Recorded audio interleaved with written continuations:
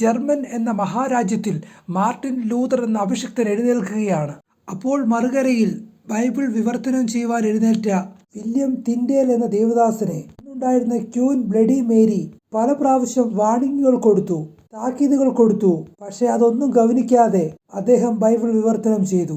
സാധാരണക്കാരായ ജനങ്ങൾ വായിക്കുവാൻ വേണ്ടി ബൈബിൾ വിവർത്തനം ചെയ്യുവാൻ തുടങ്ങി. പിറ്റേ ദിവസം ക്യൂൻ ബ്ലഡി മേരി തിൻഡേലിനെ പിടിക്കുകയും അന്ന് തന്റെ പട്ടാള കിങ്കരന്മാരെ കൊണ്ട് പെട്രോൾ ഒഴിച്ച് ജീവനോടെ കത്തിക്കുകയും ചെയ്തു. ഇത് നമുക്ക് ചരിത്രത്തിലൂടെ പഠിക്കുവാനായിട്ട് സാധിക്കും.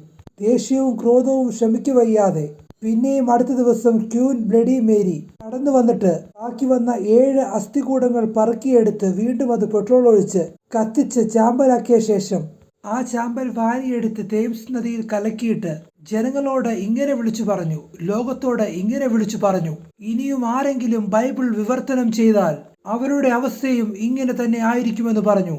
എന്നാൽ മറുകരയിൽ ശംഖുനാദവുമായി, അതെ നവോത്ഥാനത്തിന്റെ ശംഖുനാദവുമായി എഴുന്നേറ്റിരിക്കുന്ന മാർട്ടിൻ ലൂതർ ഇത് കേട്ടിട്ട്, ക്യൂൻ ബ്ലഡി മേരി, ഈ ചാമ്പൽ തേംസ് നദിയിലൂടെ എവിടെയെല്ലാം ഒഴുകുമോ ആ നദിയിലൂടെ ഈ സുവിശേഷം ലോക രാജ്യങ്ങളിലേക്ക് എത്തുമെന്ന് മാർട്ടിൻ ലൂതർ വിളിച്ചു പറയുകയുണ്ടായി.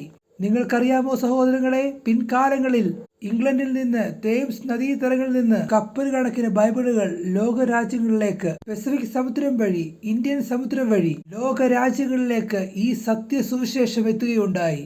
ആ പ്രവചനം അവിടെ നിവർത്തീകരിക്കുകയുണ്ടായി.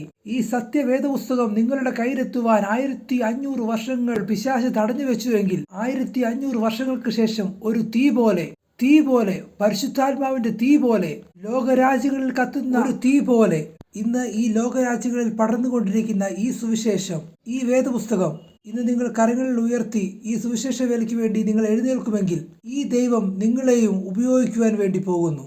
അതേ പ്രിയമുള്ളവരെ, ഈ സത്യവേദപുസ്തകം ഒരു തീയായി മാറുവാൻ വേണ്ടി പോവുകയാണ്. ഈ പുസ്തകത്തിന് വേണ്ടി വില കൊടുത്ത ആയിരക്കണക്കിന് അഭിഷിക്തന്മാർ മരണപ്പെട്ടു കിടക്കുമ്പോൾ, രക്തസാക്ഷികളായി തീരുമ്പോൾ, ഈ പുസ്തകവും കരങ്ങളിലേന്തി സ്വാതന്ത്ര്യത്തോടെ എഴുന്നേറ്റ് വിവർത്തനം ചെയ്യുവാൻ, ഇതിന്റെ ദൂതുകൾ മറ്റുള്ളവരോട് ഘോഷിക്കുവാൻ അവകാശം പരിശുദ്ധാത്മാവ് നമുക്ക് നൽകിയിരിക്കുകയാണ്. ലോകമെമ്പാടും സുവിശേഷം അറിയിക്കുവാൻ സ്വാതന്ത്ര്യം ഇന്ന് പരിശുദ്ധ ആത്മാവ് നമ്മുടെ മേൽ പകർന്നിരിക്കുകയാണ്. അതേ പ്രിയമുള്ളവരെ, പൗലോസ് പറഞ്ഞതുപോലെ ഈ സുവിശേഷത്തെക്കുറിച്ച് എനിക്ക് ലജ്ജയില്ല. അത് വിശ്വസിക്കുന്ന ഏവനും, അത് യഹൂദനും യവനനും അത് രക്ഷയ്ക്കായി ദൈവത്തിന്റെ ശക്തിയാകുന്നു. ആമേൻ, ആമേൻ, ആമേൻ.